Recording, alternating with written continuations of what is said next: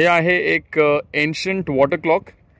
Ancient म्हणजे किती ancient असावं, तर हे 4थ्या शतकात, इसवी सन पूर्व 4थ्या शतकात बांधलं गेलं. 3ऱ्या शतकात म्हणजे तोपर्यंत 100 वर्षामध्ये वॉटर क्लॉकची टेक्नॉलॉजी आहे ती खूपच सुधारली. त्यामुळे 100 वर्षांनी त्याचं पुनर्बांधणी करण्यात आली किंवा त्याला अजून चांगलं बनवण्यात आलं. आणि त्यानंतर 100 वर्षांनी म्हणजे ख्रिस्तपूर्व 2ऱ्या शतकात ते डिसमेंटल करण्यात आलं. कारण तोपर्यंत ते इररिलेव्हंट ठरलं, कारण टेक्नॉलॉजी इतकी पुढे गेली की ह्या वॉटर क्लॉकची गरज भासेनाशी झाली आणि इतर गोष्टी निर्माण झाल्या वेळ मोजण्यासाठी. हे बघा, हे वॉटर क्लॉक आहे.